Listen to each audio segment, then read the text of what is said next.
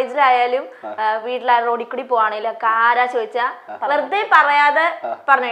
ആദ്യമൊക്കെ അമ്മ പറയായിരുന്നു അതെന്താ പറയാത്തേന്ന്. പിന്നെ വിചാരിച്ചു അപ്പൊ അമ്മ എടുത്ത് പറഞ്ഞു കുഴപ്പമില്ല നമുക്ക് ഇങ്ങനെ ചെയ്തു നോക്കാന്ന് പറഞ്ഞു. പിന്നെ ചെയ്ത് ഇപ്പൊ അമ്മയും പറയത്തില്ല. അതില് നിങ്ങൾ ഒരു ലഹരി കണ്ടെത്തി തുടങ്ങി.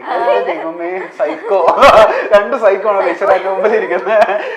ഇനി ഇവരെ മനസ്സിലാകാത്ത ആൾക്കാർ ആരെങ്കിലും ഒക്കെ ഉണ്ടെന്നുണ്ടെങ്കിൽ അവർക്ക് വേണ്ടിയിട്ട് ഞാനൊന്ന് പറഞ്ഞു മനസ്സിലാക്കി കൊടുക്കാം. നമ്മുടെ മഴവിൽ മനോരമയിൽ ടെലികാസ്റ്റ് ചെയ്യുന്ന കിടിലം എന്ന് പറയുന്ന ഷോയിലൂടെ ഒരു കിടിലം പെർഫോമൻസ് കാണിച്ചിട്ട് നമ്മളുടെ കണ്ണ് തള്ളി അങ്ങനെ ഒരു ജനപ്രീതി ഉണ്ടാക്കിയ ആൾക്കാരാണ് എൻ്റെ മുമ്പിൽ ഇരിക്കുന്നത്.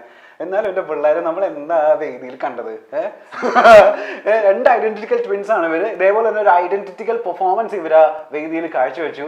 അപ്പൊ തൊട്ട് നമ്മൾ വിചാരിക്കുന്നുണ്ട് ഇത് എങ്ങനെ ഇവര് പഠിച്ചെടുത്ത് ഇങ്ങനെ അവതരിപ്പിച്ചെന്നുള്ളത്. അത് എനിക്കിപ്പോ ചോദിക്കാനുള്ള എങ്ങനെ നിങ്ങൾ പഠിച്ചെടുത്ത് അവതരിപ്പിച്ച എങ്ങനെ?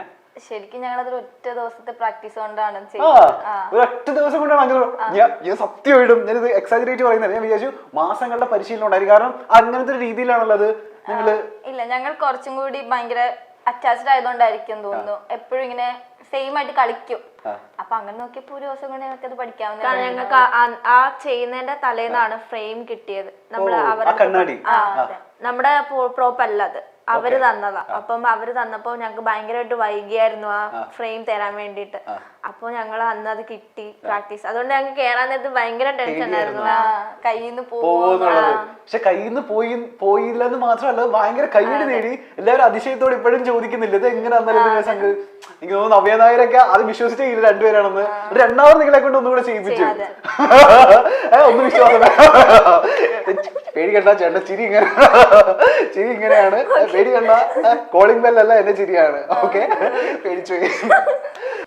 പിന്നെ എടുത്ത് പറയേണ്ടത് ഇട്ടിരിക്കുന്ന ഷൂ മുതല് കണ്ണാടി വരെ ഒരുപോലെ എല്ലാം സെയിം അല്ലെ. മോതിരം, മൂക്കുറ്റി, കണ്ണാടി, മാല, വാച്ച് അടക്കം ഈ സെയിം. അപ്പൊ നിങ്ങള് രണ്ടും സെയിം ഡ്രസ്സൊക്കെ കിട്ടിയില്ലെങ്കിൽ അപ്പൊ നിങ്ങൾക്ക് വലിയ പ്രശ്നമുള്ള പുറത്തോട്ടൊക്കെ പോകുന്ന സമയത്ത് ഇത് എങ്ങനെ ഒപ്പിച്ചെടുക്കുന്ന എല്ലാവരും?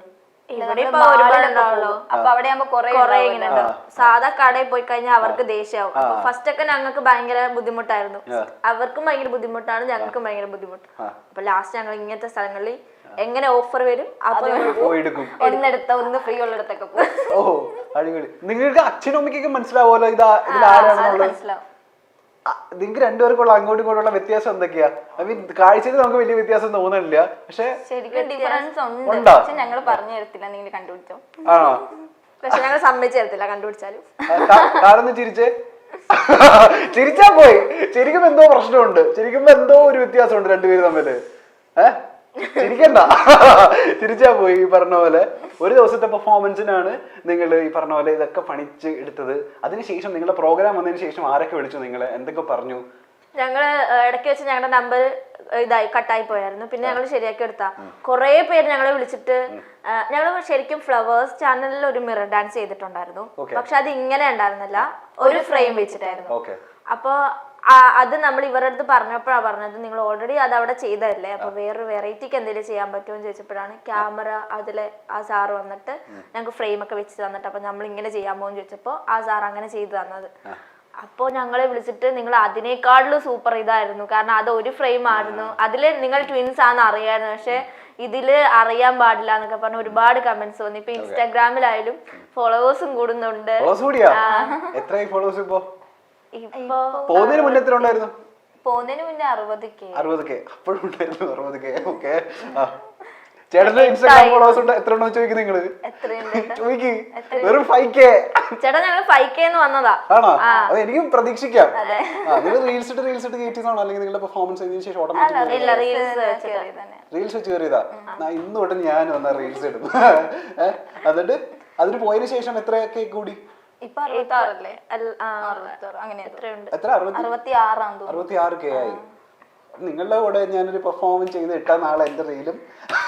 അയ്യോ പക്ഷേ ഇല്ലേ, ഞങ്ങളുടെ കൂടെ റീൽസ് അങ്ങനെ ചെയ്യാൻ വേണ്ടി വരുന്നവരുടെ കേറത്തില്ല. അറിയത്തില്ല. അപ്പൊ ആ പ്രതീക്ഷ അവസാനിച്ചു. ഞങ്ങൾ ഉറപ്പൊന്നും ഉറപ്പൊന്നും പറയത്തില്ല. ആക്ച്വലി ഇനി ഇപ്പൊ കണ്ടുകൊണ്ടിരിക്കുന്ന ആൾക്കാർക്കൊക്കെ ഒരു ഡൗട്ട് ഉണ്ടായിരിക്കും, നിങ്ങൾ ആക്ച്വലി എന്താ ഇപ്പൊ ചെയ്തുകൊണ്ടിരിക്കുന്നത്, എവിടെ നിന്നാണ് നിങ്ങൾ വരുന്നതെന്നൊക്കെയുള്ള.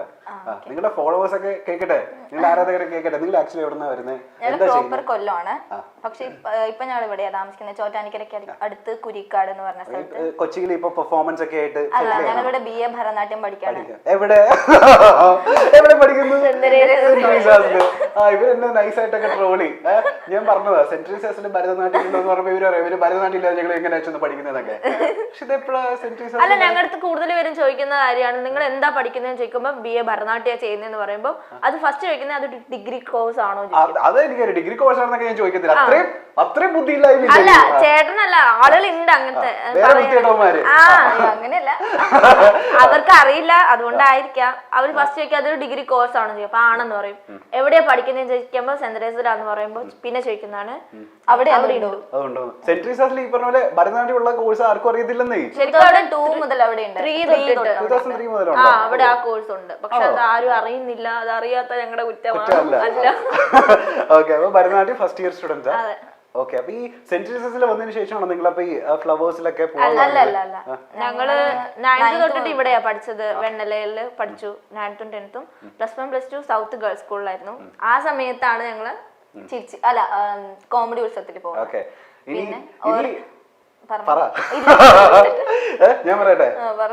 ഞാൻ പറയും. അതായത് നമ്മളിപ്പോ പെർഫോമൻസ് ഈ പറഞ്ഞ പോലെ ഭയങ്കര വൈറലായിരുന്നു നിങ്ങൾ ഈ ഡാൻസിലാണെങ്കിലും. ഈ പറഞ്ഞ പോലെ അതിന് മുന്നേ നിങ്ങളുടെ ഒരു തകർപ്പൻ പെർഫോമൻസ് ഉണ്ടായിരുന്നു.